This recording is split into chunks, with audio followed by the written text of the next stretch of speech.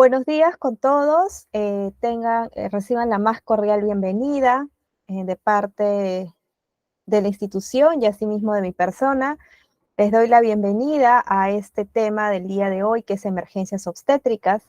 En esta oportunidad voy a ser responsable de la ponencia a dictar. Soy la obstetra Luz Fabiola Garnique Quirós, ¿no? Que de esta manera va a poder desarrollar el tema el día de hoy. Les agradezco de antemano la participación y bueno, lamentablemente por algunos problemas técnicos de la plataforma, estamos iniciando un poquito más de la hora prevista, ¿no? Muy bien, sin más preámbulos, vamos a dar inicio oficialmente a la clase del día de hoy, como bien mencioné, de emergencias obstétricas. Vamos a hablar acerca de lo que es la clave roja, ¿no? La clave roja que nosotros manejamos como personal de obstetricia, para de esta manera poder tener un conocimiento, un control y asimismo un manejo de manera temprana cuando se presenta este tipo de situaciones o este tipo de complicaciones en nuestras pacientes. A ver, me ayuda por favor para poder, gracias, para poder pasar las diapositivas. Ya, muy bien. En esta primera diapositiva, como podemos visualizar, ¿no? Básicamente es la parte de la introducción, que les he colocado esta imagen, ¿no? Referente justamente al tema de emergencias. Porque como bien sabemos, colegas, ¿no? Toda emergencia obstétrica que nosotros presentemos en cualquier momento del turno, tenemos que saber actuar, tenemos que saber activar la clave de emergencia y de la misma manera saber cómo vamos a solucionar y cómo vamos a manejar esa complicación que se puede dar en cualquier paciente. Entonces, si nosotros no tenemos esa pericia, ese manejo o ese conocimiento, la paciente corre un riesgo total. Y es ahí justamente donde se dan las complicaciones materno-neonatales, y esa complicación, si no se maneja de la manera adecuada, puede conllevar hasta una muerte materna o una muerte neonatal. ¿Ya? Es por eso que justamente en esta imagen es la figura de una gestante, ¿no? Que está en la parte del medio entre el hospital o entre un centro de salud y entre la morgue, ¿no? Porque justamente la vida de una paciente y la vida del bebé, si nosotros no hacemos un manejo adecuado de manera temprana, y asimismo también el compromiso de la paciente en acudir cuando debe de realizarlo y no después, puede conllevar a que esta paciente pueda tener muchas complicaciones y también pueda llegar hasta darse lo que es un caso de mortalidad materna, ¿no? Entonces, eso es más que todo un gráfico que les quería mencionar. Muy bien, el día de hoy específicamente vamos a hablar todo lo referente a lo que es la clave roja. La clave roja es un sistema de respuesta rápida que va a estar conformado por un equipo multidisciplinario de salud. Este equipo no solamente es el personal de obstetricia, también lo conforma el personal médico, los especialistas, los enfermeros, el personal técnico, etcétera, ¿no? Es todo un equipo multidisciplinario que realiza la participación cuando se activa la clave roja. ¿Y qué es la clave roja? ¿No? O sea, ¿qué nosotros llamamos clave roja? Clave roja es para nosotros como personal de salud poder detener o activar esta clave cuando se presenten casos de hemorragias obstétricas, que lo vamos a desarrollar el día de hoy, ¿no? Como bien vemos acá en esta diapositiva, vemos, por ejemplo, la primera imagen, el caso de un personal de salud que está realizando el alumbramiento dirigido de una paciente, ¿no? El alumbramiento en el sentido está realizando la maniobra para poder extraer la placenta sin ninguna dificultad, que es algo que tenemos que conocer. ¿Cuáles son las maniobras que tenemos que realizar para poder sacar una placenta de manera adecuada y que no sea retenida en el interior? Asimismo, las técnicas de control de sangrado que debemos de conocer, como el pinzamiento de las arterias uterinas, ¿no? La técnica de SEA, de este autor bastante conocido, que fue justamente el que creó esta técnica para controlar los sangrados o las hemorragias masivas. Muy bien, siguiente, por favor. Iniciamos también mencionando la parte epidemiológica, porque nosotros como personal de salud tenemos que conocer, saber cuál es nuestra realidad, ¿no? Cuál es la realidad de la incidencia que está viendo en nuestro país, más que todo en relación a las muertes maternas. ¿De qué están muriendo nuestras pacientes, las mujeres embarazadas, ¿no? Según este boletín epidemiológico, desde el año 2015 hasta el año 2021, haciendo un análisis comparativo, se muestra que básicamente en el año 2021 la mortalidad materna aumentó en un 68.4%. A diferencia del año 2015 al 2019, por ejemplo, fue en un 65%, mostrándose como causas directas.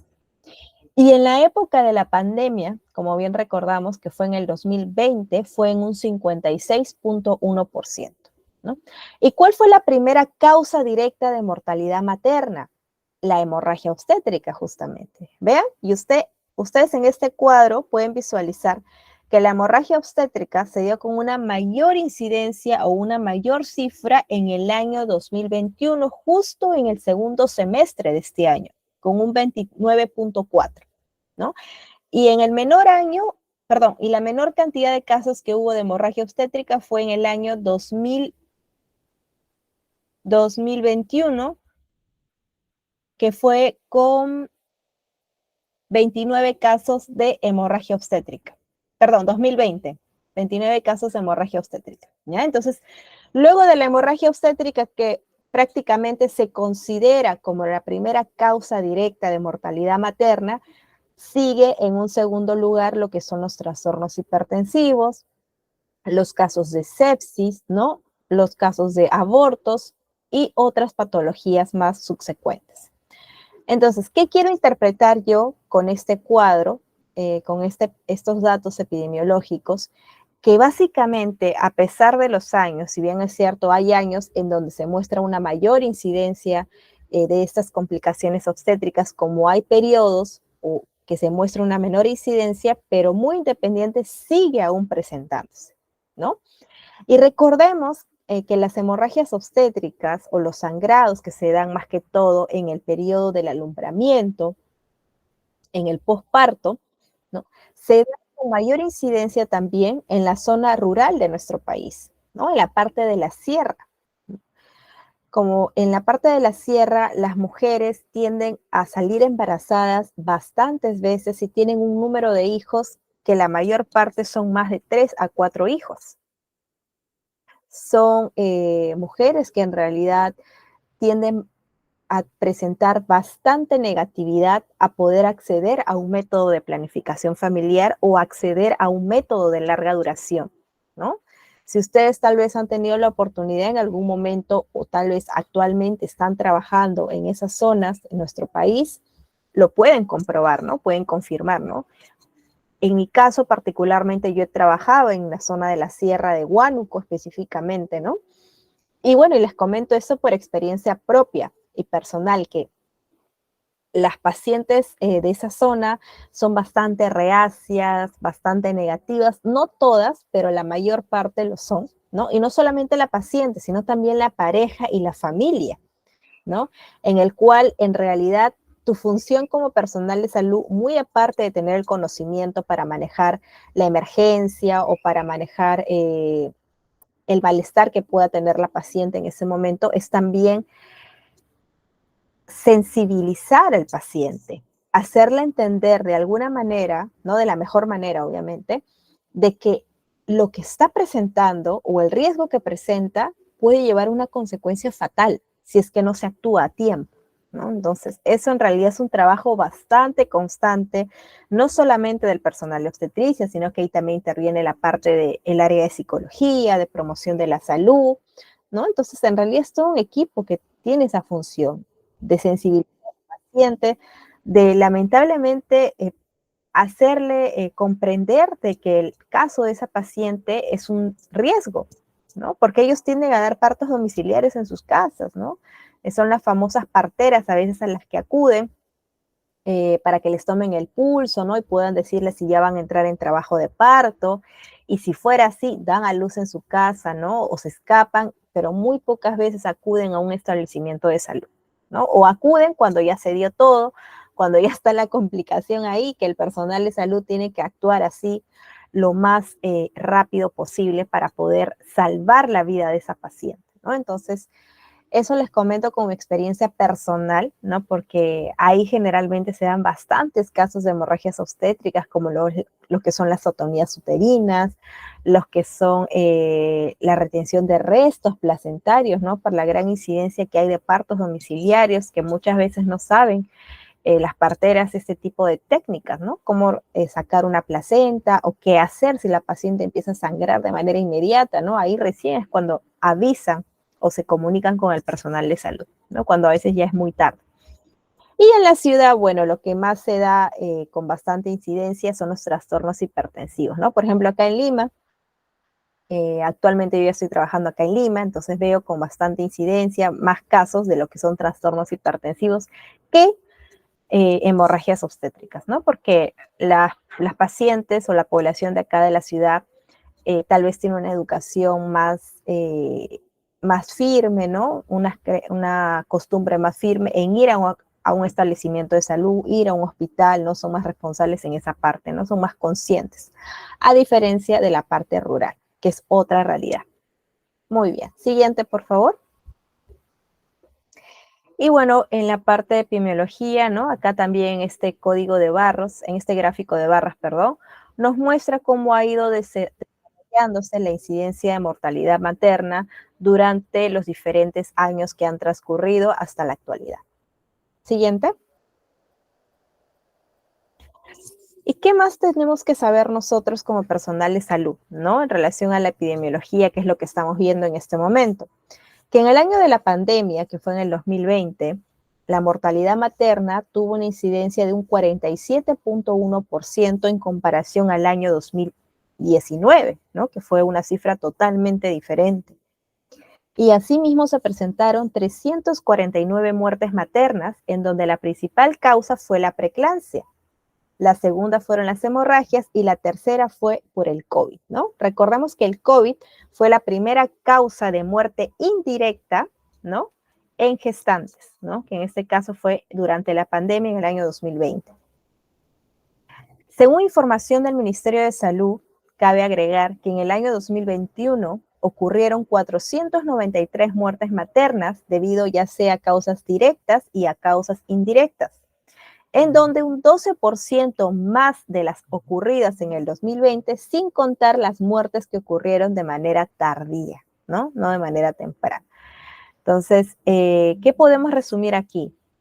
Que para el año 2021, la primera causa de muerte materna indirecta fue el COVID, como acabamos de mencionar, con una incidencia del 29.2%. La segunda causa fue la hemorragia obstétrica con el 19.8% y la tercera causa fueron los trastornos hipertensivos del embarazo con el 17.1%. ¿Sí? Muy bien, siguiente.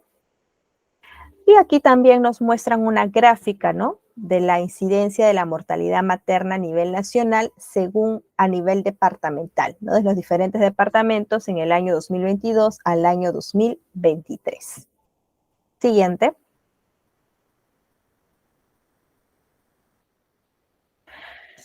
En el año 2022, la edad promedio de fallecimientos que se presentó fue de 29 años, con un rango de edad entre 14 a 46 años.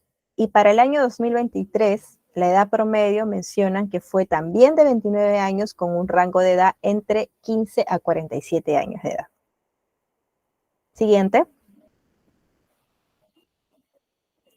La muerte materna según grupos etarios, ¿no? Ahora vamos a ver según lo que son los grupos de edad. Por ejemplo, para el año 2017, desde el año 2017 hasta el año 2023, como estamos viendo, lo que está sombreado de color azul son todas las muertes maternas que hubieron de 20 a 24 años, que voy a señalar acá con el cursor, que son estas de acá, el azul más oscuro.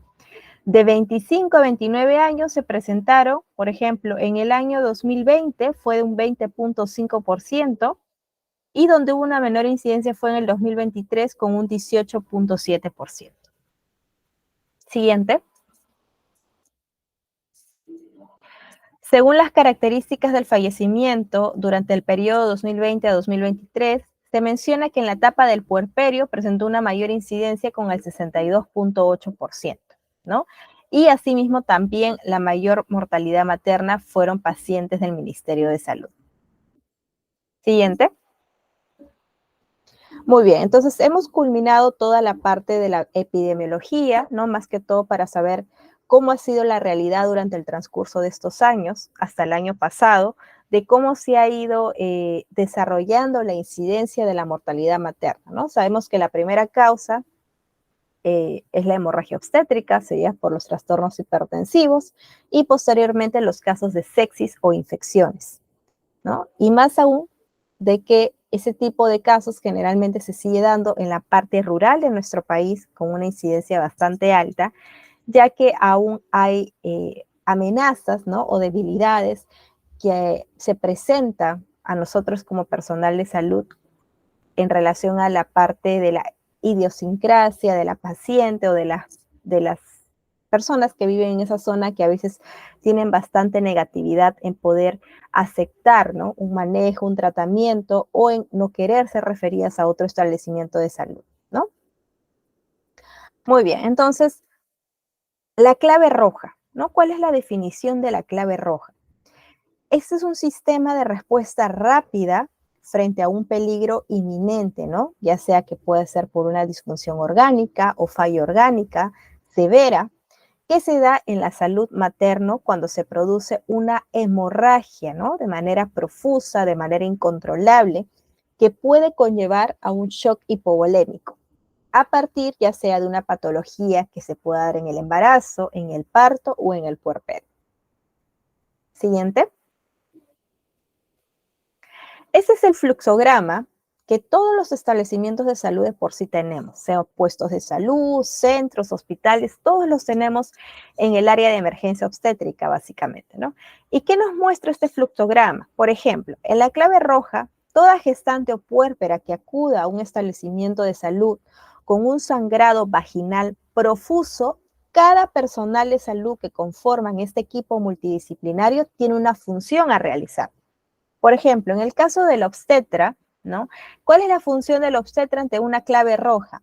Tiene que realizar el monitoreo obstétrico, ¿no? El monitoreo obstétrico tiene que evaluar lo que es la dinámica uterina, cómo están las contracciones uterinas de esa paciente, el bienestar fetal, evaluar la frecuencia cardíaca del feto, ¿no? No realizar tacto vaginal, no colocar espéculos si en caso hay sospecha de alguna placenta o un acretismo placentario, ¿no? Y asimismo, por ejemplo, la función del médico es diagnosticar, dar un manejo, dar un tratamiento de forma inmediata a la paciente que ingresa con este tipo de clínica, ¿no? Entonces, como ustedes mismos están viendo en este fluxograma de la clave roja, cada personal de salud tiene una función. O sea, no es de que pase la emergencia, llegue la gestante o la puérpera y esté presentando una hemorragia profusa y solamente la obstetra o solamente el médico es el que realiza toda la función. Cada uno tiene una función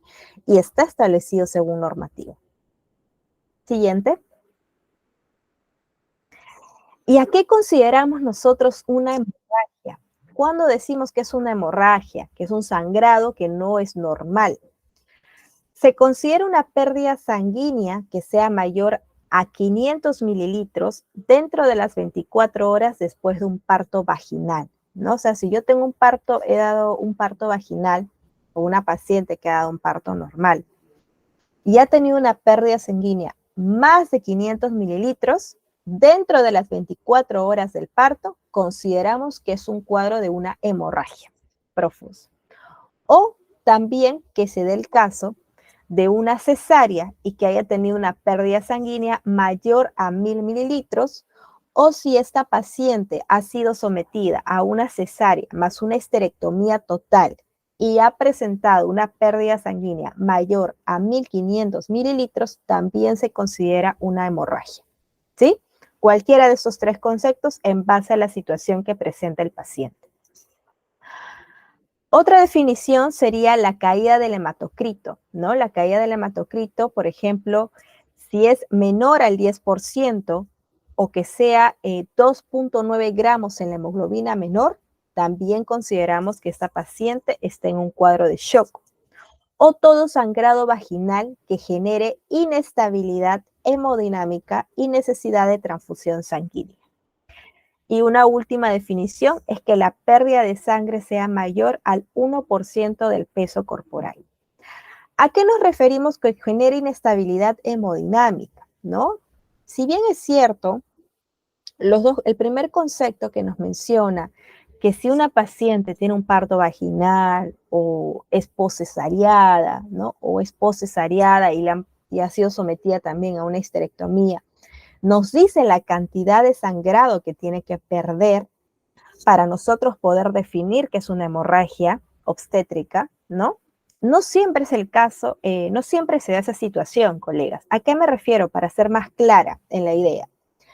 De que si mi paciente, vamos a poner que es una paciente que ha dado a luz un parto vaginal y en el transcurso de las horas la paciente está en observación, ¿no? En el ambiente de puerperio, y nosotros en la evaluación que le realizamos identificamos de que esta paciente no está bien hemodinámicamente, es decir, está inestable, y aquí llamamos con inestable, que si yo tomo las funciones vitales, que es lo que estoy monitorizando, muy aparte de la técnica del sangrado, de cuándo sangrado está perdiendo esa paciente, si yo identifico que la paciente está hipotensa, está taquicárdica, la frecuencia respiratoria tal vez está alterada o disminuida, ¿no? O está con fiebre, ¿no? Están alterando lo que es la parte hemodinámica de la paciente y no está estable. Yo también considero a esta paciente que está teniendo un grado de shock, ¿no? Entonces, no necesariamente tenemos que guiarnos de manera firme o rígida al primer concepto, ¿no? Entonces, no, pero obstetra, si mi paciente, yo le he visto el sangrado, le he evaluado, le he atendido el parto, ¿no? Y no está perdiendo medio litro, ha perdido menos, habrá perdido pues 150 o máximo 200, ¿no? Pero más no ha perdido. Pero, sin embargo, la acabo de evaluar y le he tomado sus funciones vitales y no están normales, están alteradas. Entonces, la paciente hemodinámicamente no está estable. Entonces, ese sangrado que está teniendo la paciente, así no sea un sangrado que presente más de medio litro o más de 1 litro, está generando inestabilidad hemodinámica. Y esa paciente necesita, ¿no? Posiblemente una transfusión sanguínea, una transfusión de los hemoderivados para poder generar nuevamente la estabilidad hemodinámica de esa paciente y se pueda recuperar, ¿sí? Entonces, eso hay que tener bastante presente y claro. Muy bien, seguimos por favor. ¿Y cuál es la clasificación de la hemorragia obstétrica? Tenemos 3 tipos de hemorragia obstétrica. Tenemos la severa, la primaria o precoz y la secundaria o tardía, ¿no? Por ejemplo, si yo me refiero a la hemorragia obstétrica severa, estamos hablando que es toda pérdida sanguínea mayor a 1.500 mililitros, ya sea de un parto vaginal o que tenga de hemoglobina mayor a 4 gramos o una transfusión mayor a 4 paquetes globulares. A eso yo considero una hemorragia obstétrica severa. ¿A qué me refiero con una hemorragia posparto primaria o precoz? Es la pérdida sanguínea que se da dentro de las 24 horas del parto, ¿sí? Toda hemorragia posparto se considera primaria o precoz, vuelvo a repetir, es toda pérdida sanguínea que se considera dentro de las 24 horas posparto. Y hemorragia posparto secundaria o tardía es toda pérdida sanguínea que se considera después de las 24 horas posparto hasta culminar la etapa del puerperio, que como bien sabemos es hasta los 42 días después del parto, ¿sí? Muy bien, siguiente. Y aquí en este cuadro, colegas, vamos a ver cuál es la distribución de las 4 T's de la hemorragia obstétrica, ¿no? Tal vez ustedes ya conocen, ya saben, ¿no? Las 4 T's, ¿cuáles son? La T de tono, de tejido, de trauma y de trombina. Vamos a explicar cada una de ellas. En el caso del tono, la principal causa de lo que es el tono uterino va a ser la atonía uterina con una incidencia del 70% que se van a presentar en las pacientes. Luego sigue el tejido, que se va a dar con mayor incidencia en la retención de tejidos con un 20%, el trauma, donde se van a presentar las lesiones del canal de parto con un 10%, y por último está la trombina, que aquí es donde vamos a ver las alteraciones de la coagulación que se dan con una incidencia bastante mínima, ¿no? Casi no se presentan en las pacientes, ¿no? Pero igual tenemos que conocer de qué se trata. Iniciamos con lo que es el tono uterino. ¿Cuáles son las causas de que una paciente haga una atonía uterina, de que mi útero no se contraiga y esté relajado y la paciente empieza a presentar un sangrado bastante profuso? Uno es la sobredistensión uterina, ¿no? El útero se sobredistiende más de lo normal. ¿Y por qué el útero se sobredistiende? Por ejemplo, si estamos ante un embarazo múltiple, un embarazo gemelar, el útero va a haber una sobredistensión. Paciente con embarazo con polidramios, feto macrosómico, feto grande, paciente multípara que tiene más de 4 o 5 hijos, ¿no? El útero se va a sobredistender y esa sobredistensión es factor causal para que se pueda dar una atonía uterina en el posparto. Fatiga uterino. El útero se fatiga, tal como indica su nombre. ¿Por qué se fatiga el útero? Muchas veces, o la mayor causa con bastante incidencia o bastante común, es el mal uso de los oxitóxicos, es decir, de la oxitocina, ¿no? Que realizan la inducción en el trabajo de parto, están que le colocan la oxitocina en su cloruro a la paciente con goteos o con bomba de infusión y realizan un mal uso de este uterotónico, ¿no? Entonces, ¿qué hacen? Cuando realizan el uso de la oxitocina, le están induciendo a la paciente en el trabajo de parto, el útero está contraído, ¿no? Está con una buena dinámica, una buena intensidad de la contracción, una buena duración, y está contraído en todo momento que casi no se relaja. Entonces va a llegar un momento en que la paciente va a dar a luz, va a nacer el bebé, ¿y qué va a hacer el útero? De todo lo que ha trabajado hasta más de lo que debería, se va a cansar, se va a fatigar y se va a relajar. Y cuando se relaja y no se contrae, ¿qué es lo que se va a dar? Un sangrado activo, una hemorragia, ¿ya? ¿Cuál es la otra causa o cuál es el otro factor de riesgo para que se pueda dar una fatiga uterina? Los partos prolongados, ¿no? Que justamente son por las inducciones. Casi la mayor parte cuando una paciente es sometida a una inducción en el trabajo de parto, demora para completar su dilatación y asimismo también demora para poder dar a luz en el periodo expulsivo. Y cuando demora en el periodo expulsivo, es un periodo expulsivo prolongado, hay una alta posibilidad de que esa paciente haga una atonía uterina, ¿no? De que el útero no se contraiga, se relaje y por ende la paciente empieza a tener un sangrado de manera incontrolable. Hemorragias postpartos en embarazo previo, ¿no? Que a veces las pacientes refieren, ¿no? Sí, en mi embarazo anterior me hospitalizaron porque empecé a sangrar durante el parto, ¿no? O después del parto. O no salió la placenta, o me hicieron una limpieza porque quedaron partes, restos de la placenta, ¿no? La misma paciente también te explica. Tiene ya un antecedente. Infecciones coriamnionitis, perdón, ¿no? Debido a una ruptura prematura de membranas, ¿no? Muchas veces se rompen las membranas coriamnióticas y las pacientes presentan los que son cuadros o focos infecciosos que si no se da un tratamiento de manera temprana, de manera adecuada, puede conllevar a una coriamnionitis. Anomalías uterinas, como los pacientes que tengan miomas, placenta previa y la relajación uterina. ¿Por qué también se va a dar una relajación uterina? Por agentes inhalatorios, halogenados, sulfato de magnesio, ¿no? Nifedipino, condicionan a que el útero también se relaje. ¿Ya? Entonces, todos estos son las causas y los factores de riesgo que pueden conllevar a que la paciente presente una atonía uterina.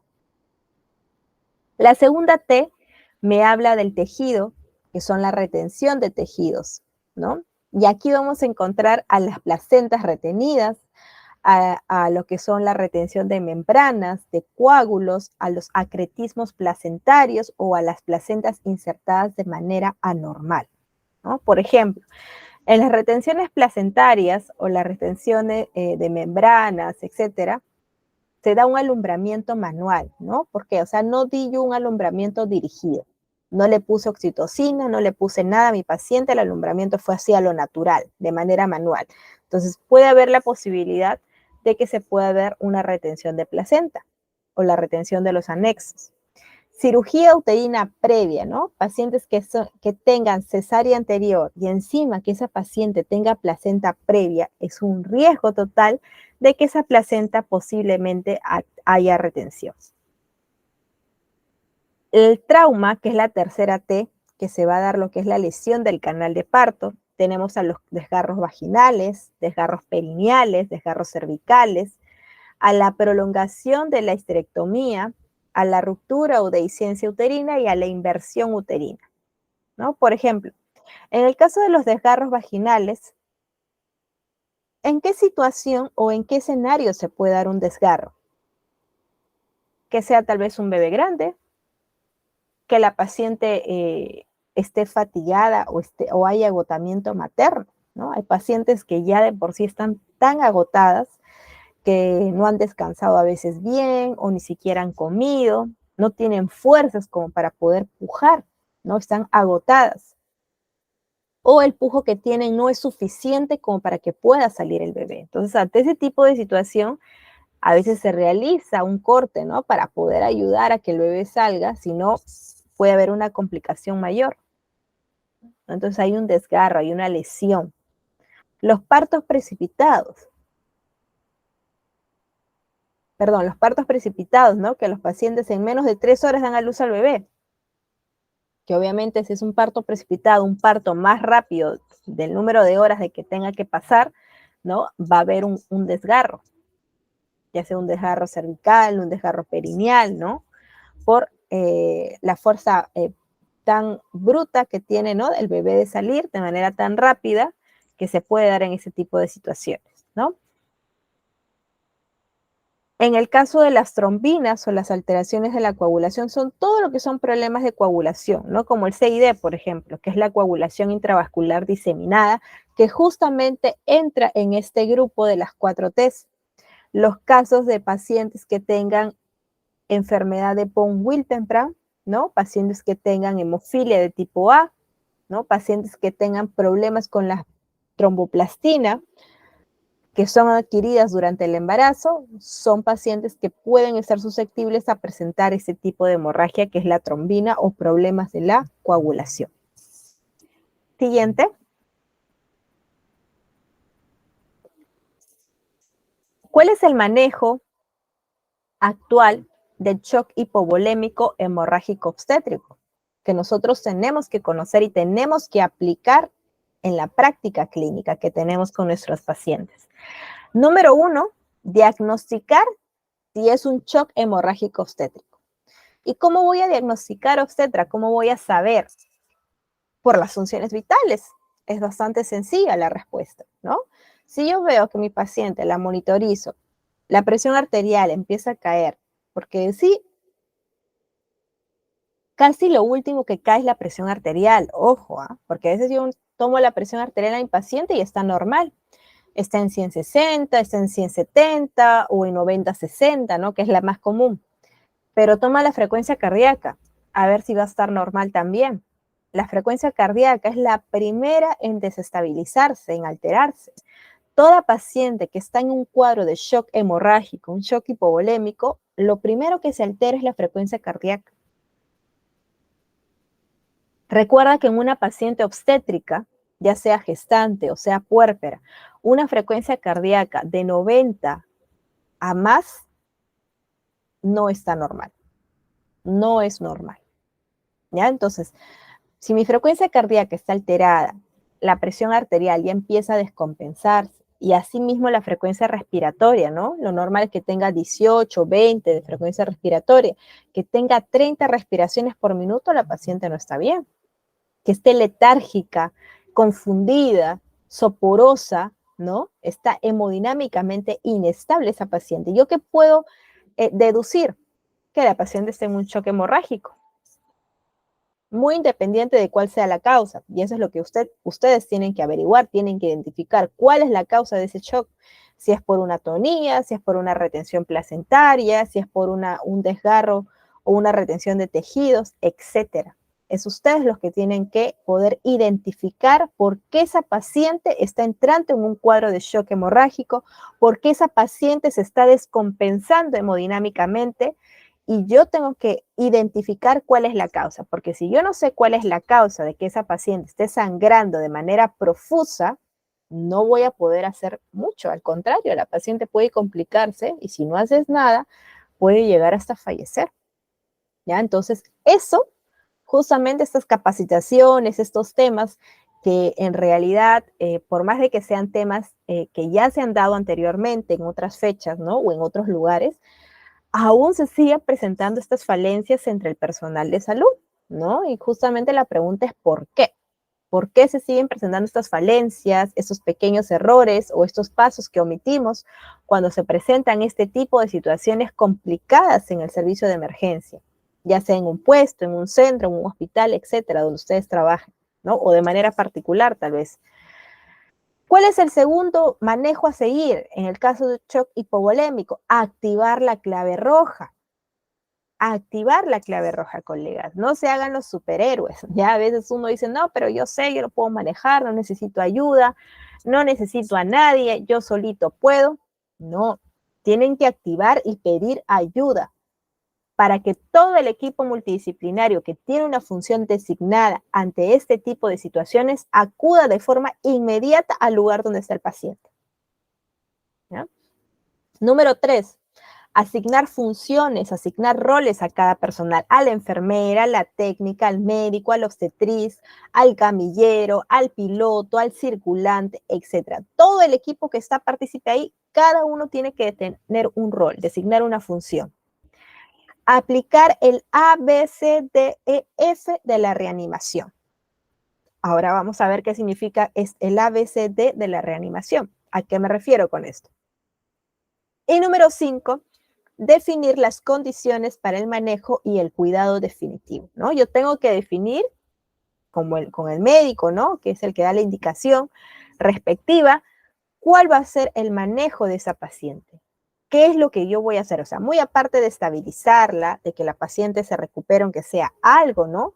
Tengo que coordinar la referencia o el médico coordina la referencia, informa a nuestro establecimiento de qué manera está siendo trasladada la paciente, qué es lo que se le ha administrado, ¿no? ¿Cuál ha sido la causa, etcétera, etcétera, etcétera? ¿Ya? Todo eso tenemos que informar. Siguiente, por favor. Y este es el kit de clave roja, se los presento. Este kit tenemos que tenerlos todos nosotros, así trabajemos donde trabajemos, colegas, no necesariamente en la ciudad o fuera de la ciudad, tenemos que tener nuestro kit de clave roja. Algunos lo tienen en un tupper, otros lo tienen en una cajita, ya depende de cada establecimiento de salud cómo lo tiene, pero tiene que tener. Y eso sí, todos los medicamentos e insumos que conformen la clave roja de obstetricia tienen que estar dentro de la fecha de vencimiento, no tienen que estar vencidos o pasados, porque obviamente cuando uno tiene una emergencia, lo primero que va a hacer es acudir a esta clave, ¿no? Y empezar a usar los medicamentos, los insumos que forman parte de esa clave. ¿Y qué pasaría si un medicamento está vencido? ¿Ustedes creen que en ese momento se van a poner a ver el medicamento? Ay, así está dentro de la fecha de vencimiento. No, es bien difícil en realidad porque lo que quiere hacer uno en ese momento es actuar de manera rápida y salvar la vida de esa paciente que se te está descompensando.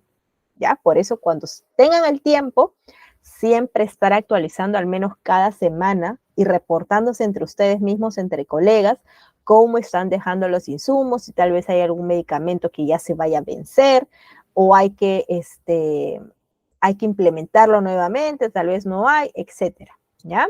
Entonces, esos son todos los medicamentos que nosotros manejamos en la clave roja. Ahora, lo que está siendo reemplazado, y bueno, lo he visto en todas las claves, es depende, yo creo, de la unidad ejecutora a la que pertenezca cada establecimiento. Por ejemplo, yo cuando trabajaba en provincia, ¿no? Ahora último, hasta el año pasado, nos habían facilitado el ácido tranexámico y eso ya había reemplazado de por sí a la ergometrina, ¿no? Bueno, la oxitocina se sigue manejando, pero el ácido tranexámico, en realidad, como ustedes saben, es un antifibrinolítico que ayuda a controlar la hemorragia de manera eficaz y de manera bastante rápida, más rápida que la oxitocina, más rápida que el misoprostol. Sin embargo, no en todos los establecimientos creo que lo tienen, ¿no? Yo asumía eso, que todos lo tenían, porque bueno, como les digo, hasta el año pasado que yo he trabajado en provincia, nosotros manejábamos el ácido tranexámico. Y en la clave era parte del ácido tranexámico. Ahora que, bueno, estoy trabajando acá en la ciudad, en Lima, no implementan el ácido tranexámico a la clave roja.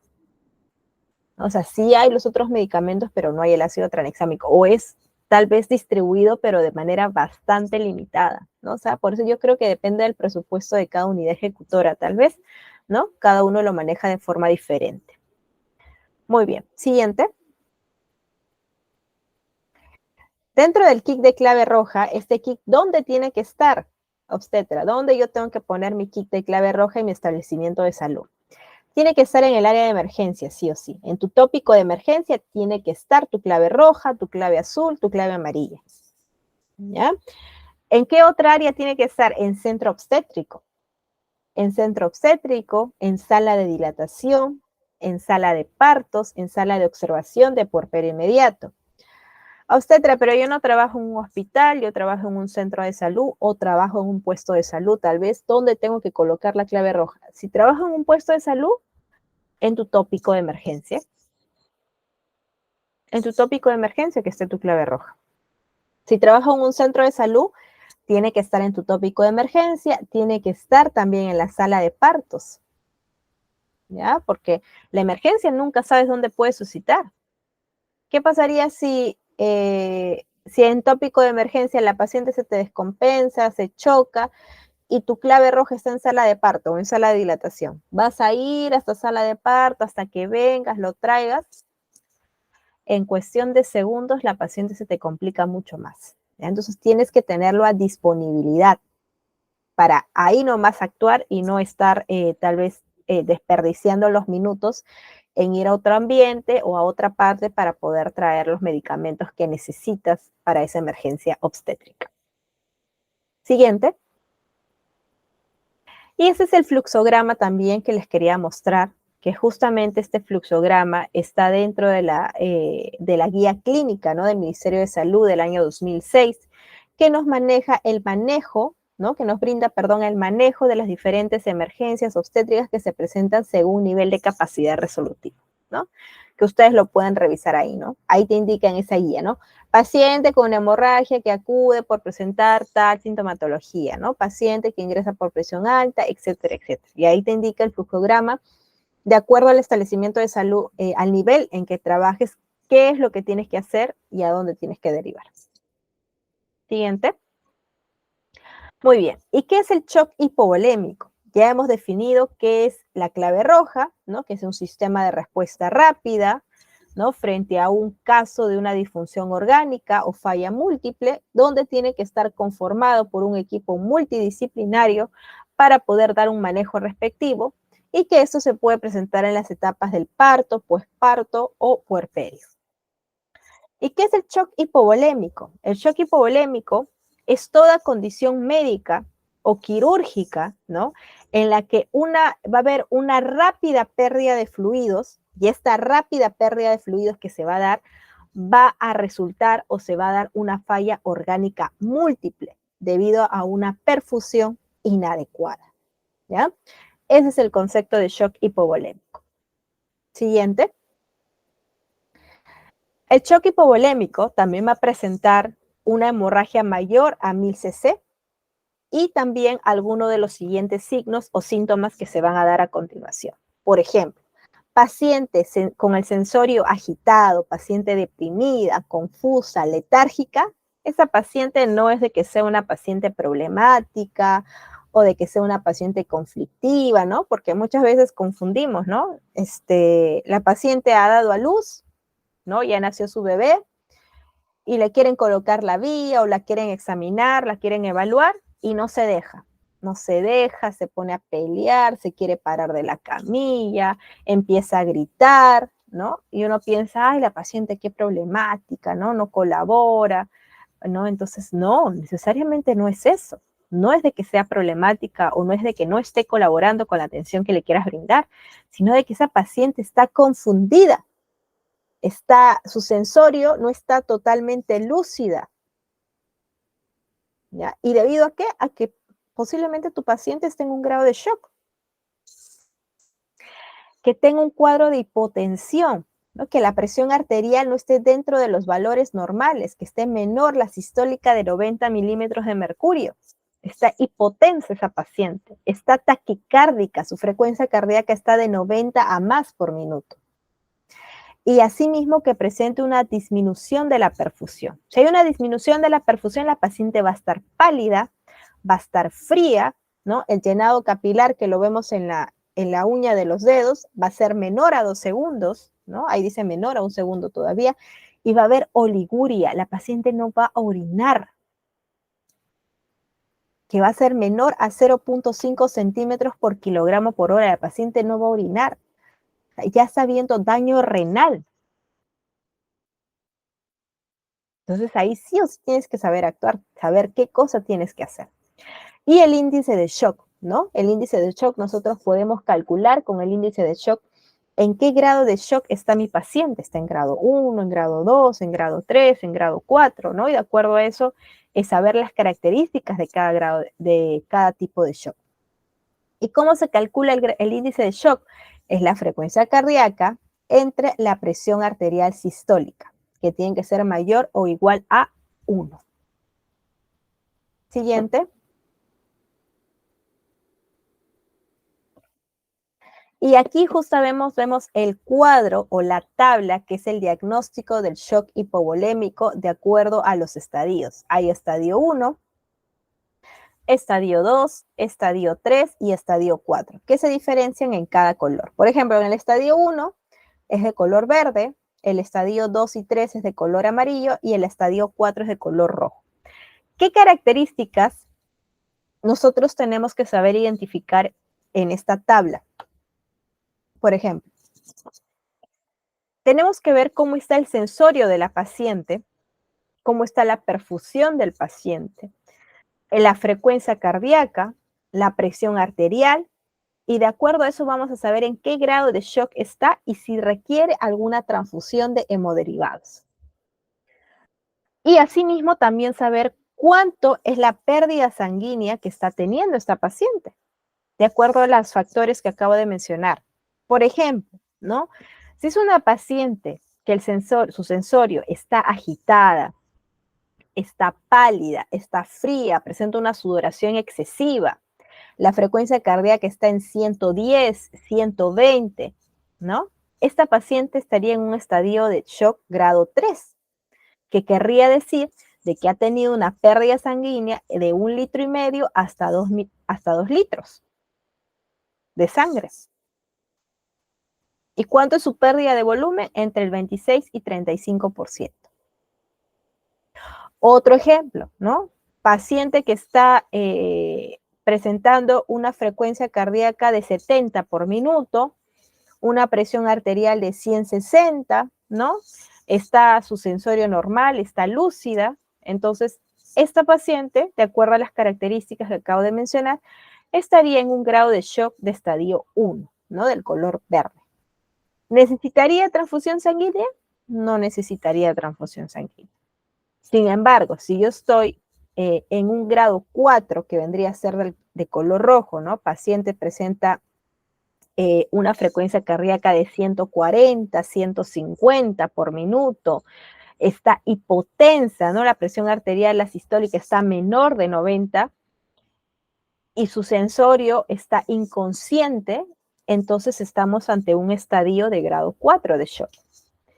Y en ese caso la paciente está en un grado de shock severo y requiere de manera urgente una transfusión masiva con paquetes globulares, con hemoderivados para poder estabilizar a esta paciente hemodinámicamente. ¿Ya? Entonces, esta tabla, este cuadro que estamos viendo, ustedes se lo tienen que aprender. Tal vez no aprender de memoria, ¿no? Pero tenerlo siempre a la vista, ¿no? Generalmente sí está porque el Ministerio de Salud, hasta donde sé, eso lo tienen implementado en todos los establecimientos, ¿no? Así como tienen las claves rojas del fluxograma, también tienen el grado de shock hipovolémico, ¿ya? Y si no lo tienen, bueno, lo pueden hacer en un papelógrafo, en una cartulina, ¿no? Y lo pegan en un lugar que sea visto por todos y que puedan ustedes manejarlo y puedan saber, de acuerdo a la clínica o las características que presenta su paciente, en qué estadio de shock está. Y en relación al índice de shock, ¿no? Como bien hemos mencionado, si es un índice de shock mayor a 0.9, ¿no? ¿Qué quiere decir? De que la paciente no está totalmente bien. Y esto se va a calcular el pulso materno sobre la presión arterial sistólica. Siguiente. ¿No? Y acá, por ejemplo, vemos, ¿no?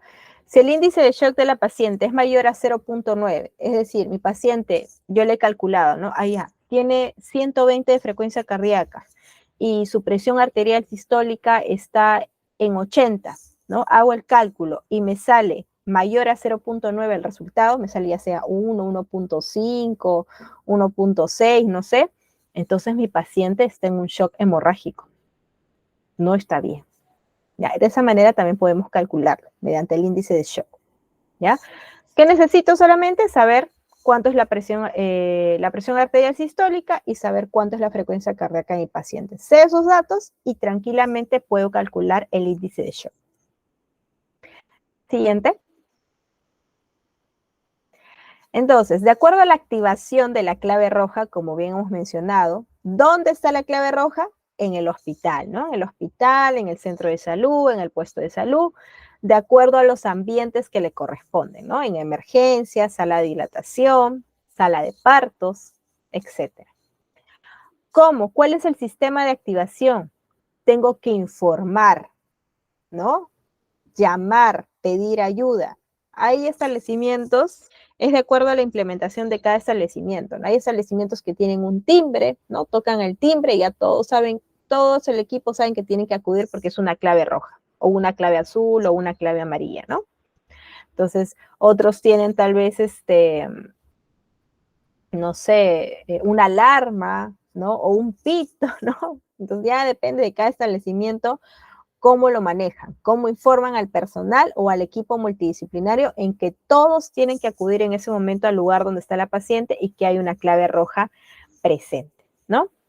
¿Y cuál es el equipo que lo conforma? Bueno, ya mencionamos, ¿no? Es todo, desde el médico hasta el camillero, hasta el piloto, todo el equipo multidisciplinario es el que conforma la activación de la clave roja y que tiene que participar y tienen una función designada para poder estabilizar a la paciente. Siguiente. Bueno, ¿cuál es el equipo? Bueno, ya lo mencionamos, ¿no? El técnico de enfermería, la obstetra, la enfermera, los especialistas, ¿no? Dentro de los especialistas tenemos al ginecólogo, al anestesiólogo, al médico intensivista, ¿no? También tenemos otros personal de salud como es el de laboratorio, el de cuidados intensivos, el piloto, el camillero, etc. Siguiente. ¿Y cuándo voy a activar yo la clave roja? Es de acuerdo al nivel de atención donde yo trabaje, ¿no? Si trabajo dentro del primer nivel de atención, yo voy a activar la clave roja cuando la paciente esté en estadio 2, es decir, esté en un shock moderado.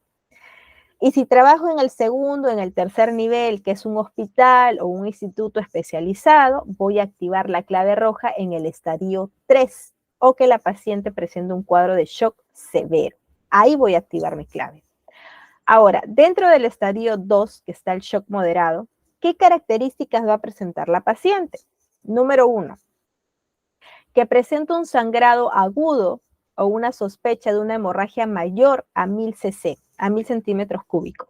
2, que su sensorio esté normal o bien esté agitado. Porque como les digo, a veces la paciente en el estadio 2 de shock, el sensorio aún está normal, aún no está letárgica, aún no está confundida, aún no está soporosa, ¿ya? La tercera característica es que presente una frecuencia cardíaca más de 90 pulsaciones por minuto la paciente. Esté hipotensa, que su frecuencia respiratoria esté mayor a 30 respiraciones por minuto, que el llenado capilar sea mayor de 1 segundo, ¿no? Porque lo normal es que el llenado capilar sea menor a 2 segundos, es lo normal. Y que exista una disminución de la perfusión que se manifieste ya sea en palidez o frialdad, ¿no? La paciente está pálida, está fría, no está lúcida totalmente. Y en el caso del tercer nivel de atención o el segundo nivel de atención, en donde se activa la clave roja cuando está en estadio 3 o shock severo, el sangrado también debe ser mayor a 1500 cc, ¿no? A comparación del primer nivel, ¿no? Que el sangrado es mayor a 1000 cc y ya yo voy a activar mi clave roja. Pero en el segundo y tercer nivel, el sangrado agudo o sospecha de hemorragia debe ser mayor a 1500 centímetros cúbicos. La paciente igual, su sensorio está agitado, está deprimida, está letárgica. La frecuencia cardíaca ya no es 90, ya es más de 100 pulsaciones en 1 minuto. La paciente está hipotensa, la presión ya no es menor a 90, sino es menor a 80. ¿Ven cómo va descendiendo? O sea, ya las cifras son más caóticas en realidad, ¿no? La frecuencia respiratoria mayor a 30 por minuto, el llenado capilar tiene una mayor duración, dura más de 2 segundos, y la paciente está sudorosa, pálida, fría, ¿no? Está chocada. Siguiente.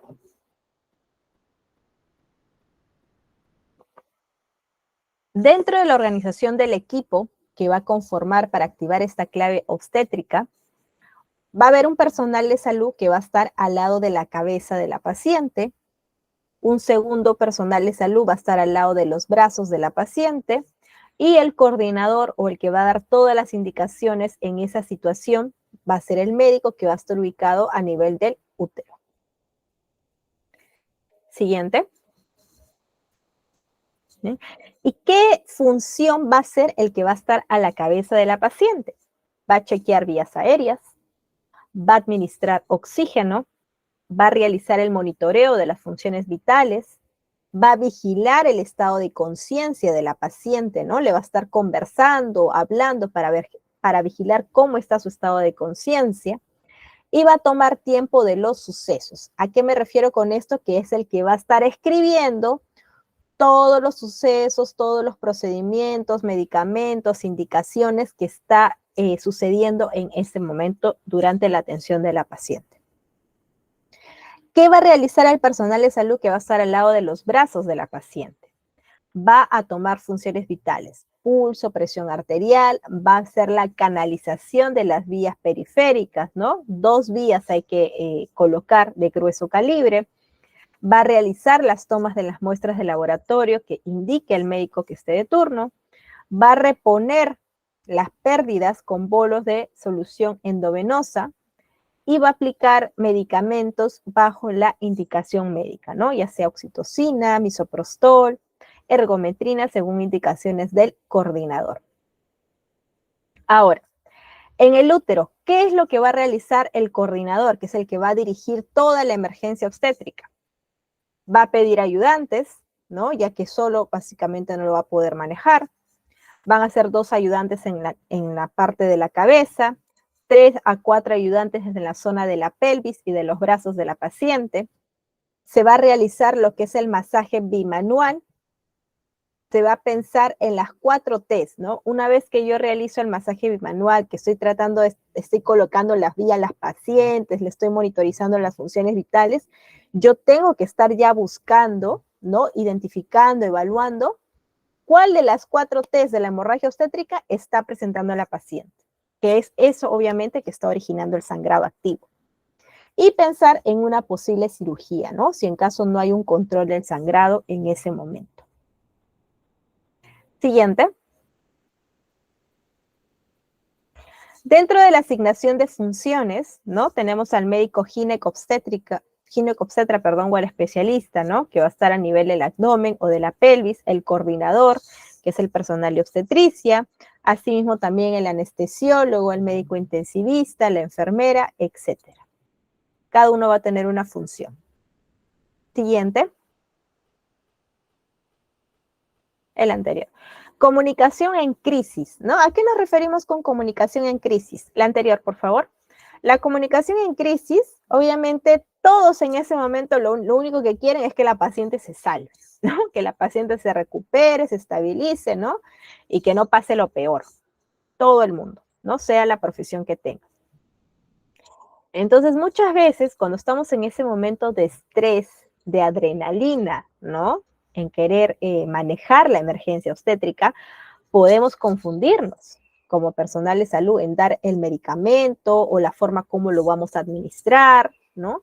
Entonces, siempre es bueno repetir, ¿no? Por eso, justamente mencioné hace un momento que una de las funciones del equipo multidisciplinario que participa en la emergencia obstétrica es tomar nota de todos los medicamentos, los procedimientos que están realizando. En este caso, el coordinador, que es el médico, que es el que dirige, ¿no? Da la indicación, ¿no? Por ejemplo, él da la indicación de que se le administra a la paciente oxitocina, ¿no? Administrar oxitocina, tantas ampollas en cloruro de sodio a tal cantidad de goteo. Entonces, el que va a administrar el medicamento tiene que hacer como un efecto rebote y volver a repetir la indicación que ha dado el médico, ¿no? Se administra 3 ampollas de oxitocina en 1 litro de cloruro de sodio a 30 gotas por minuto o a chorro, administrando, ¿no? Entonces, ese efecto de rebote o efecto de repetición que está haciendo la otra persona confirma, ¿no? O hace recapacitar tal vez, ¿no? A la persona que dio la indicación que sí ha dado una buena indicación y está bien, o tal vez está dando una mala indicación, ¿no? Justamente esa es la función de volver a repetir las cosas que se acaban de mencionar, porque ahí es cuando el cerebro se activa nuevamente, ¿no? Y si has dicho algo que no es, dices, uy, no, me equivoqué. No, no, no lo coloques, espérate, ¿no? Tienes que colocarle esto, y ahí ya se rectifica. Entonces, ¿por qué? Porque a veces puede haber una comunicación en crisis, ¿no? A veces puede bloquearse nuestros conocimientos, por más que sepamos, por más que conocemos, ¿no? Y no sabemos qué dar, ¿no? O sabemos y tal vez lo damos mal porque estamos confundidos o estamos nerviosos. Entonces, hay que tratar de manejar la calma y tratar de manejar la emergencia más que todo, ¿no? Por el bienestar de la paciente y de nosotros también. Muy bien, entonces como les mencioné, ¿no? Mencioné lo que es el ABCDEF de la emergencia obstétrica, ¿no? ¿En qué consisten estas letras? ¿A qué me refiero? Por ejemplo, la letra A es todo lo que son las vías aéreas permeables, ¿no? Que yo tengo que hacer en el paciente, ¿no? Todas las vías aéreas, lo que es la cánula, ¿no? Que esté permeable. La letra B es la ventilación que yo le voy a dar de oxígeno a la paciente. La letra C es parar el sangrado, ¿no? Para parar el sangrado tengo que colocar 2 vías con catéter número 18 de preferencia, iniciar la fluidoterapia, ¿no? ¿Cómo es iniciar la fluidoterapia? Pasarle los cristaloides, lo que es el cloruro de sodio a chorro a mi paciente, tratar de estabilizarla primero. Fármacos, medicamentos que se vayan a utilizar para controlar el sangrado y el uso de hemoderivados si en caso lo requiera, de acuerdo al estadio de shock en que se encuentre la paciente, ¿no? Como bien sabemos, el uso de hemoderivados generalmente se requiere, ¿no? Cuando está en un estadio de shock 3 o un estadio de shock 4. El diagnóstico de las 4 T's, ¿no? Si ese sangrado me está ocasionando por una atonía, por una retención placentaria, por un desgarro de cuello, etcétera. Y evitar hipotermia, ¿no? La paciente en ese momento, toda la pérdida sanguínea que está teniendo está disminuyendo, está hipotensa. Entonces hay que abrigar a la paciente. Hay que abrigar con frazadas, hay que abrigarla, ¿no? A veces la tenemos solamente con la bata del hospital, no sé, ¿no? Y la tenemos así descubierta. Entonces tenemos que abrigar a la paciente. Y la letra F, que no está ahí, que significa sonda Foley, ¿no? Hacer el control de la orina, de la diuresis, si esa paciente está orinando con normalidad o no. Siguiente.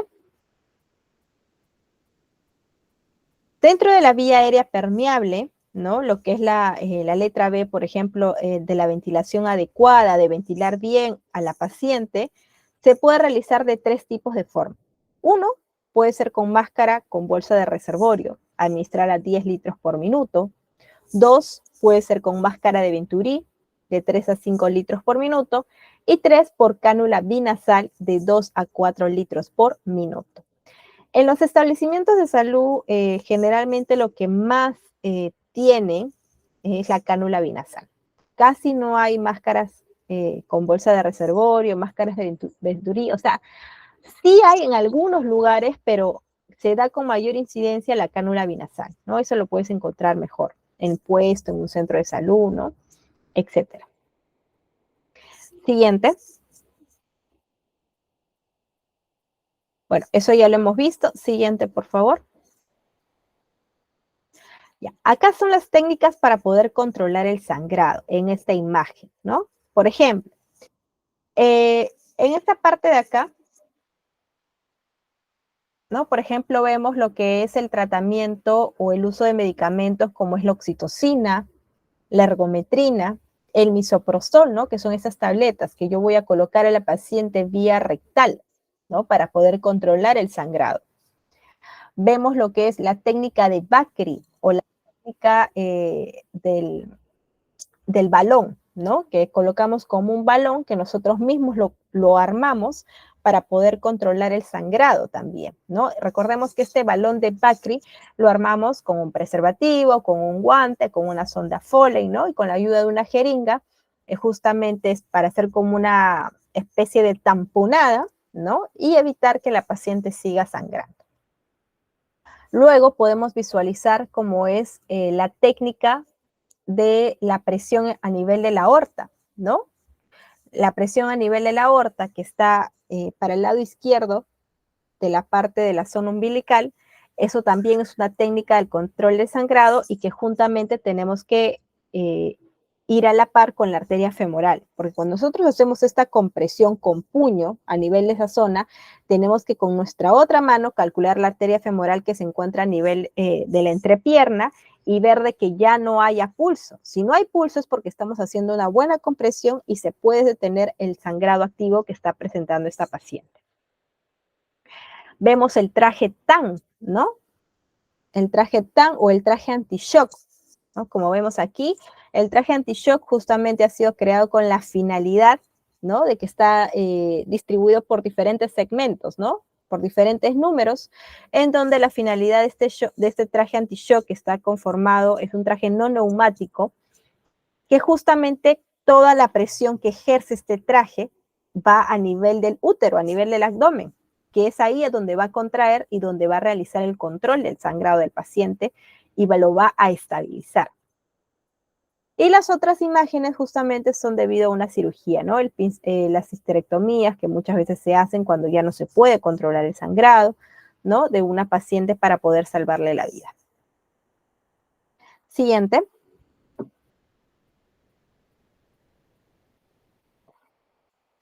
Muy aparte de la técnica del ABCDE de la emergencia obstétrica, también hay que tener presente lo que es la posición anti-shock, ¿no? La posición anti-shock es colocar a la paciente en una posición de 45 grados, que consiste en elevar las piernas en este ángulo para que haya una mejor circulación sanguínea y la paciente se pueda estabilizar. Eso también lo tienes que hacer durante tu emergencia obstétrica o cuando vayas a trasladar a tu paciente a otro establecimiento, ya sea por capacidad resolutiva, ¿no? Tienes que colocarla en esta posición, en una posición de 45 grados. Siguiente.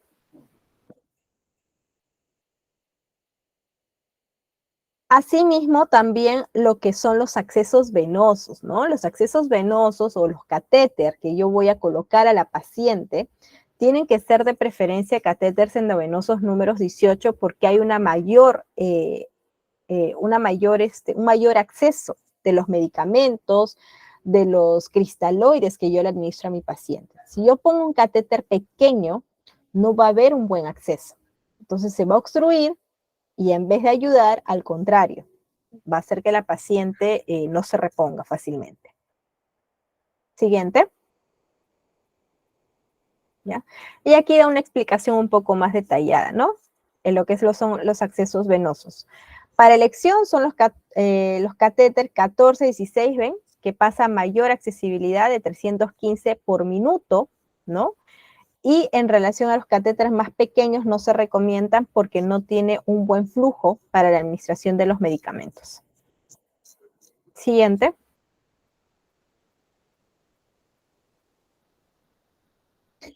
Y esa es la forma de colocar, ¿no? ¿Dónde se coloca el catéter? ¿Dónde se coloca el acceso venoso? A nivel del antebrazo, ¿ya? No se coloca en flexura, no se coloca en la mano, en la muñeca, sino a nivel del antebrazo y de preferencia en el brazo que no domina la paciente, que es en el brazo izquierdo, ¿ya? Ahora, yo para colocar 2 vías, porque generalmente toda paciente que está en un grado de shock hemorrágico, tengo que colocar 2 vías, ¿ya? Lo recomendable es de que se coloque una vía o un catéter en cada brazo y no colocar en uno solo y de ahí conectar 2 cloruros y decir, ahí están mis 2 vías, ¿no? Lo recomendable es que sea uno en cada brazo para que sea un mejor manejo, básicamente, y una mejor estabilidad del paciente. Siguiente. ¿Ya? Entonces, así mismo como vemos dónde se coloca el catéter, también lo que va a ser la toma de muestras, ¿no? De laboratorio, que también tiene que realizar la toma de muestras para poder saber el estado del paciente, ¿no? En relación a su descompensación hemodinámica que está presentando. Siguiente.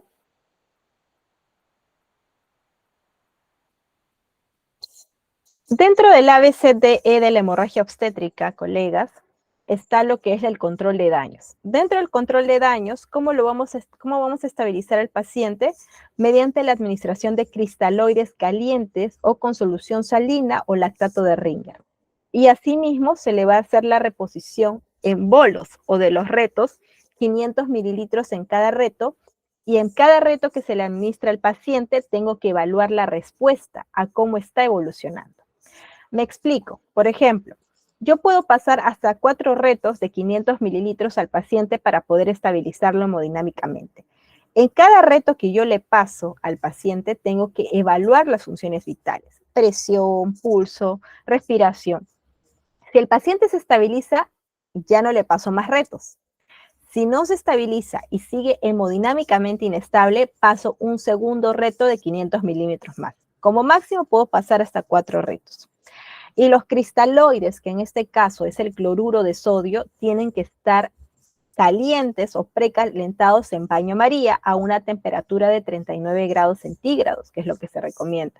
Es por ello que en todo parto que pueda haber en el establecimiento de salud se recomienda por un tema de prevención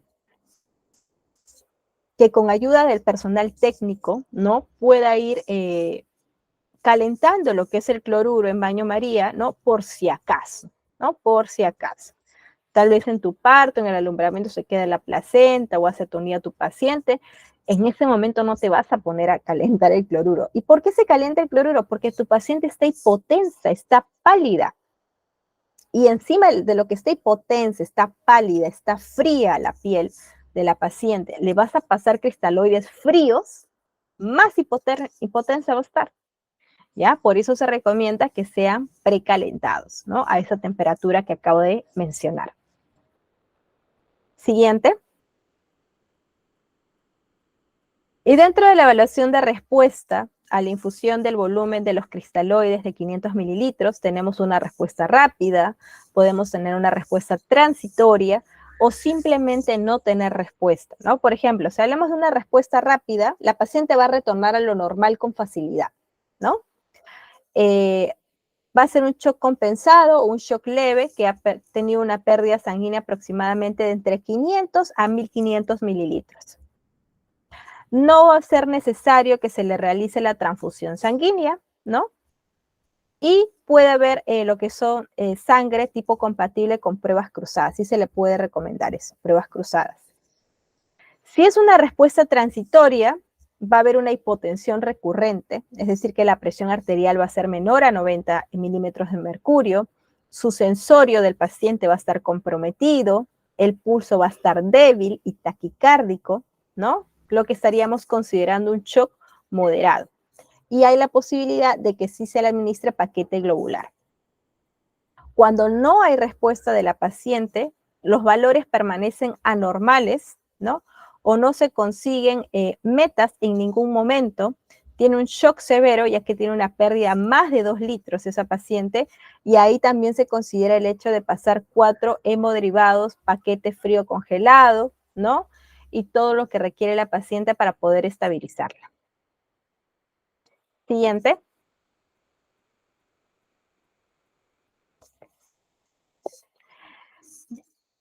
Los medicamentos o los fármacos que generalmente utilizamos para poder controlar el sangrado son los uterotónicos, que está la oxitocina, que es bastante conocida en realidad, el metergin, ¿no? O la ergometrina, el misoprostol y el ácido tranexámico. Siguiente.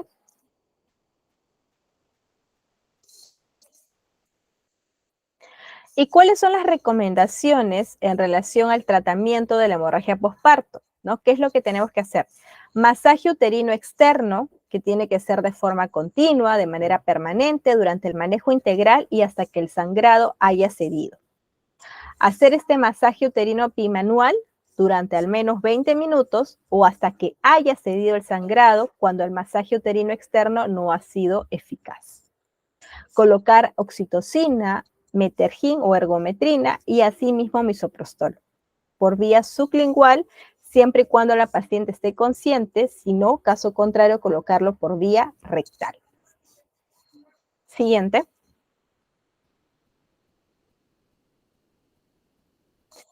Y ahora, ¿qué es el ácido tranexámico? ¿No? En el ácido tranexámico, ese tipo de medicamento, como bien mencioné, es un antifibrinolítico, ¿no?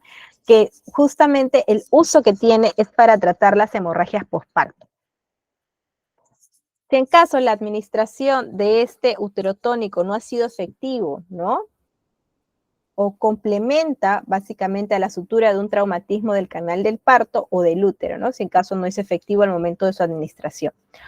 ¿Cuál es la dosis del ácido tranexámico? Es 1 gramo por vía endovenoso, se va a administrar durante 1 minuto.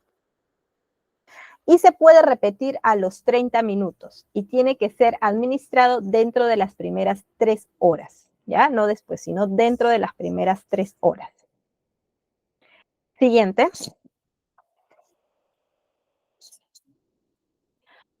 Ahora, en relación a los medicamentos que también tenemos que presentar o tenemos que tener para poder prevenir una infección, por ejemplo, si hay una retención de placenta y yo quiero realizar una extracción manual, siempre y cuando esté capacitado en cómo realizar la extracción manual, que tenga el conocimiento, lo puedo realizar. No hay ningún problema. Entonces, si yo hago una extracción manual de la placenta, voy a meter mi mano, así esté con guante, pero puedo ocasionar una infección. Entonces, tengo que colocar antibióticos, ampicilina, gentamicina, cefazolina o clindamicina, cualquiera de ellas. Dentro de los hemoderivados tenemos los paquetes de transfusión de los glóbulos rojos, tenemos los hemoderivados, como son los paquetes fríos congelados, que también son parte de la estabilidad hemodinámica de una paciente en ese tipo de situación crítica. Siguiente. El enfoque de las 4 T's, como bien mencioné, el tono, trauma, tejido y trombina. Siguiente. Hay que evitar la hipotermia en la paciente, ¿no? Bueno, acá, por ejemplo, vemos unas mantas calientes en esta imagen de acá, que obviamente aquí en Perú nosotros, bueno, tal vez, yo desconozco, no sé en realidad, tal vez algunos hospitales sí lo tienen, o clínicas. Más que todo es más viable que tengan las clínicas. Hospitales propiamente dichos del MINSA lo dudo mucho, pero son una fuente de ayuda para evitar la hipotermia en una paciente, ¿no? En este caso, lo que nosotros hacemos para evitar la hipotermia es abrigar a la paciente, ¿no? La abrigo con frazadas, con colchas, que la paciente esté en una posición anti-shock y de esta manera voy a poder estabilizarlo aunque sea un poco. Siguiente. Dentro del ABCD de la hemorragia obstétrica tenemos el diagnóstico de las 4 T's, como bien mencioné, el masaje uterino, el manejo médico, ¿no? que tiene que ser realizado dentro de los 20 minutos. Y dentro de los 60 minutos, hacer todas las técnicas que estén a mi alcance para controlar el sangrado, ya sea técnicas como las maniobras, la compresión bimanual externa, combinada, la administración de medicamentos, las técnicas del pinzamiento de las arterias uterinas, el balón, Bacri, ¿no? O sea, todos los recursos que yo tengo a mi alcance para poder controlar el sangrado. Si aún así he hecho todo y la paciente sigue mal, sigue sangrando, bueno, ya se va a recurrir a la parte quirúrgica, ¿no? Que ya sería la opción C, ¿no? La tercera opción. Siguiente. Y aquí está la hora de oro, ¿no? La hora de oro es el tiempo en el que debe comenzar la resucitación o la estabilidad de la paciente para lograr una supervivencia máxima con la detención de la hemorragia. Siguiente. Dentro del manejo del shock hipovolémico, ¿no? Tenemos que certificar que la paciente se encuentra en un grado de shock, administrar oxígeno, que las vías aéreas estén permeables, estén libres, asimismo como hacer la administración de cristaloides, ¿no? De fibrinolíticos y todo lo que se requiere para pasar a la paciente a un estado de mejoría y no que se complique su situación. Siguiente. El fluxograma de la hemorragia posparto, ¿no? Paciente que viene con un shock hipovolémico masivo, tenemos que pedir ayuda en la hora cero a todo el equipo multidisciplinario que ya conocemos para poder realizar la resucitación de la vía aérea, la respiración, circulación, oxígeno, balance de fluidos, transfusión de sangre, hemoderivados, etc. Siguiente. Dentro de la investigación tenemos que realizar ciertos exámenes de laboratorio, ¿no? Eso ya es bajo la indicación médica. Pedir perfil completo de coagulación, hemoderivados, un EKG, considerar una vía central, el tratamiento médico, ¿no? Y si en caso no la puedo estabilizar, hacerte la pregunta, ¿no? ¿Lo refiero? ¿Me quedo con el paciente? ¿Qué es lo que hago? ¿No? Siguiente.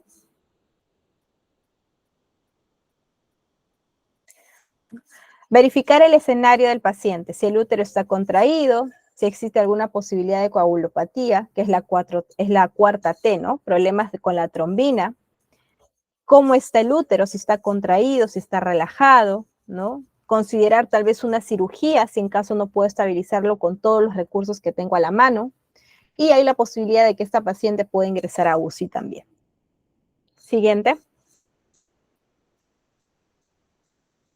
El manejo de la hemorragia en el parto y en el posparto, el manejo activo del alumbramiento, como bien sabemos, tenemos que realizar una compresión bimanual externa del útero, colocar ciertos medicamentos como la oxitocina, ergometrina, misoprostol para poder evitar el sangrado activo en la paciente, la compresión combinada del útero, la compresión de la aorta, como bien mencioné, y el clampaje de las arterias uterinas mediante la técnica de CEA. Siguiente. Hay que realizar la extracción manual de la placenta, hay que revisar el canal de parto, ¿no? El clampaje, si en caso de un desgarro cervical hay que clampar y hay que referir al paciente. Todo desgarro cervical tiene que ser pasado a sala de operaciones, ¿ya? Y lo tiene que realizar el ginecólogo en sala de operaciones, no lo podemos realizar nosotros. La sutura de desgarros, de cervix, de periné, eso sí lo podemos realizar, no hay ningún problema. La extracción digital de coágulos es otra técnica para el manejo de la hemorragia posparto, la extracción digital de membranas, el traje anti-shock y el legrado puerperal. Siguiente.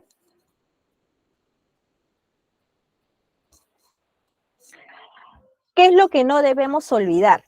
Que en la práctica clínica, en toda mujer con un shock hemorrágico, la atención de la causa primaria es que la revisión directa que le vamos a realizar tiene que ser de la cavidad vaginal y del cuello uterino. Hay que reparar los tejidos que han sido dañados y hay que realizar la evaluación si hay restos placentarios o coágulos en la cavidad uterina. Asimismo, la resucitación del shock debe incluir una adecuada oxigenación. Por eso le tenemos que colocar nuestra cánula binasal, nuestra máscara guía de reservorio, dependiendo del insumo que tengamos en nuestro establecimiento de salud. Y número 3, que la resucitación del shock hemorrágico debe incluir la restauración del volumen sanguíneo mediante la técnica de los retos y la infusión rápida de soluciones cristaloides balanceadas, ¿no? ¿A qué me refiero con esto? A que el hecho de que yo le voy a pasar cristaloides, que en este caso es el cloruro de sodio, ¿no? Que yo le voy a pasar a chorro, no es que ya le pase un frasco, 2 frascos, 3 frascos a chorro a la paciente y la voy a llenar de líquido. Entonces, eso tampoco es el manejo adecuado, ¿ya? Entonces, tengo que saber cuánto es la cantidad que yo le tengo que pasar para poder prevenir que esta paciente pueda presentar un cuadro de embolia pulmonar. Hay que tener bastante cuidado, ¿ya? Siguiente.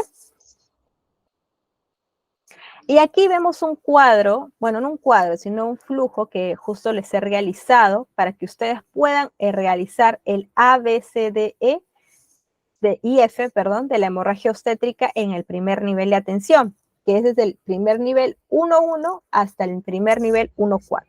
¿Qué es lo que yo hago si me encuentro en este nivel de atención?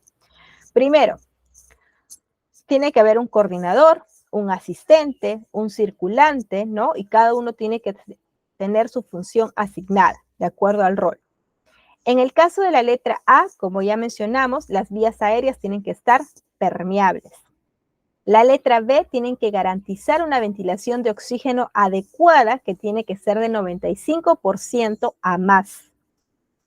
La letra C, hay que canalizar 2 vías seguras, ¿no? Hay que iniciar el reto de fluidos que empieza con 500 cc, como bien mencioné, y reevaluar a los 5 minutos, es decir, reevaluar las funciones vitales para saber si mi paciente se ha estabilizado. ¿Y qué es lo que yo tengo que buscar cuando reevalúo? Primero, que la presión arterial sistólica esté mayor a 90 milímetros de mercurio y el pulso esté menor a 100 por minuto. Hay que realizar la toma de muestras de sangre por el personal de laboratorio y el banco de sangre, hemograma, hemoglobina, hematocrito, todas las pruebas que tenemos que realizar. Hay que controlar el sangrado. ¿Cómo voy a controlar el sangrado? Con el uso de cristaloides, hacer fluidoterapia en el paciente. Hay que colocar los fármacos necesarios para poder controlar el sangrado, la oxitocina, la ergometrina, el misoprostol. La letra D es para diagnosticar las 4 T's, ¿no? Si esa paciente está sangrando porque tiene una atonía, si está sangrando porque hay retención de restos, si está sangrando porque hay una laceración de cuello, etc. La letra E es para evitar la pérdida de calor, es decir, la hipotermia. Hay que colocar a la paciente en posición anti-shock, en una posición de 45 grados y hay que abrigar al paciente. Y la letra F es colocar la sonda Foley para de esta manera poder controlar la diuresis, ¿no? De cómo está evolucionando. Y aparte de lo que acabo de mencionar, hay que realizar un monitoreo de las funciones vitales cada 15 minutos y si en caso es gestante, hay que monitorizar ambos, ¿no? Lo que es la dinámica uterina y la frecuencia cardíaca fetal. ¿Cuál es el objetivo? Normalizar el estado de conciencia, ¿ya? Normalizar el estado de conciencia, que tanto la frecuencia cardíaca como la presión arterial se estabilicen, que el llenado capilar sea menor a 1 segundo y que la diuresis mayor sea de 0.5 centímetros cúbicos por kilogramo por hora. Siguiente. Dentro del minuto 20 al minuto 60 se coloca lo que es el balón intrauterino o el balón de Bakri, así como el traje TAN o la técnica del pinzamiento de las arterias uterinas. Hay que monitorizar las funciones vitales cada 15 minutos y como bien mencioné, si es gestante se tienen que monitorizar a ambos, a la mamá y al bebé. Y referir a un establecimiento de mayor complejidad con un personal de salud que esté entrenado y capacitado para poder manejar esa emergencia obstétrica. Siguiente. ¿Cuáles son las medidas de soporte? Hay que colocar a la paciente en una posición de cúbito dorsal, ¿no? Con las piernas elevadas. Si en caso es una gestante que presente más de 22 semanas, hay que colocarla en decúbito lateral izquierdo para de esta manera favorecer el retorno venoso. Hay que abrigar lo suficientemente a la paciente para mantener una temperatura corporal adecuada, al menos a 37 grados centígrados, ¿no? Y que tanto las vías aéreas libres estén con oxígeno, con mascarilla o con cánula binasal, dependiendo del insumo que tengas en tu establecimiento de salud. Siguiente. Y la reposición de volumen, ¿no? ¿Cómo es la reposición de volumen? Es que toda pérdida sanguínea que ha tenido la paciente de acuerdo al estadio de shock, yo lo tengo que reponer con cristaloides, con los retos, ¿ya? Entonces, eso es lo que yo tengo que, esa es la reposición de volumen. ¿Hasta cuántos retos puedo pasar? Hasta 4 retos. Y cada reto consta de 500 mililitros. Eso es lo que yo voy a realizar. Una vez que yo pase lo que es el cloruro de sodio, los cristaloides, de ahí ya le puedo pasar lo que son los coloides, que en este caso los coloides es la poligelina, ¿no? Al 3.5%. Siguiente. Por ejemplo, si es un shock leve, para poder realizar la reposición de volumen, tengo que infundir 500 centímetros cúbicos de lactato Ringer o cloruro de sodio en una temperatura de 39 grados. Como bien mencionamos, el cloruro tiene que estar precalentado, ¿no? En 10 minutos y luego reevaluar, ¿no? Si la paciente sigue hipotensa, sigue taquicárdica y si fuera el caso, realizar un nuevo reto de 500 cc hasta lograr que la presión arterial sea mayor a 90 y el pulso sea menor a 100. Si el pulso está estabilizado, va a estar menor a 100 pulsaciones por minuto. Si la presión sistólica va a estar aumentada, el estado mental va a estar mejor, ya no va a estar confusa, no va a estar ansiosa, no va a estar letárgica la paciente y va a estar orinando dentro de lo normal, entonces esta paciente se ha estabilizado hemodinámicamente. Siguiente.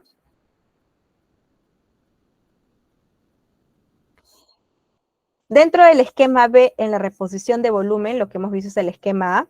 La otra opción es pasar 150 cc por hora, que son 50 gotas por minuto o 50 mililitros por kilogramo por día.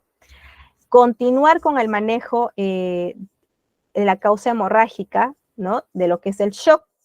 Y si en caso la mujer no mejora, continuar con los retos, continuar pasándole ventilación mecánica con la cánula binasal, continuar la monitorización de los signos vitales, ¿no? De ser necesario, puedes pedir exámenes adicionales a los que ya has solicitado y realizar control de daños. En este caso vendría a ser ya la parte quirúrgica y referir al paciente. Siguiente.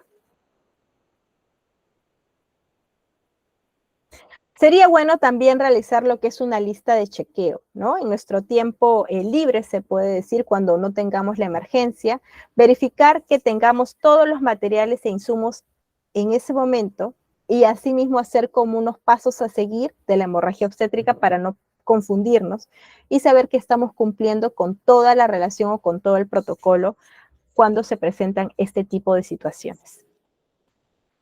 Siguiente.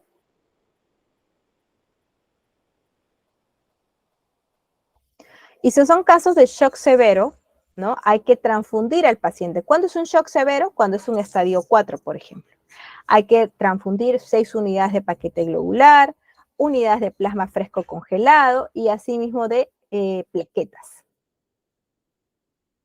Siguiente. El traje anti-shock, ¿no? El traje TAN, como bien mencionamos, este traje anti-shock en general es un traje no neumático, ¿no? Que justamente la función de este traje cuando se le coloca al paciente es de revertir el estadio de shock. ¿Y cómo se revierte el estadio de shock? Porque regresa la sangre a los órganos vitales, que es cerebro, pulmones, corazón, restaurando así la conciencia, el pulso y la presión arterial del paciente. La presión que existe en este traje en la parte inferior del cuerpo también lo que va a hacer es aminorar el flujo sanguíneo a la parte inferior y va a disminuir el sangrado que hay de la pelvis. Siguiente. ¿Cuál es el procedimiento a seguir en este traje? Primero, este traje tiene segmentos, tiene números, ¿no? Que inicia desde los tobillos, tiene un orden numérico. El segmento 4, por ejemplo, se va a aplicar justo por arriba de la sínfisis púbica y debe estar colocado hasta que la hemoglobina de la paciente sea mayor a 7.5 y los signos vitales estén estables al menos por 2 horas. Para retirar este traje no se retira así de manera abrupta, todo a la vez. Tiene que retirarse por segmentos y iniciando desde los tobillos y esperar de 15 a 20 minutos en cada vez que estás abriendo el traje. Y cada vez que estás abriendo el traje por segmentos, tienes que verificar también las funciones vitales de la paciente. Si en caso, en una de esas que estás abriendo cada parte del traje, la paciente se descompensa, puedes volver a colocarse el traje. Puede estar con el traje hasta 24 horas, no hay ningún problema. ¿Ya? Siguiente. Aquí está, ¿ves? Este es el traje anti-shock. Acá vemos que están por segmentos, empieza desde los tobillos y esto es que el traje, el segmento número 5 y 6 es el que va a nivel de la pelvis, ¿no? Que va a realizar la contracción del útero para disminuir la cantidad de sangrado del paciente. Siguiente. Muy bien. Hasta aquí nos vamos a quedar. Hemos hablado todo lo que es referente a la clase del día de hoy de la clave roja. En la segunda parte, la segunda ponencia, vamos a hablar de la clave azul y la clave amarilla también, ¿ya? No sé si hay alguna consulta, alguna observación que quieran realizar antes de concluir la clase del día de hoy.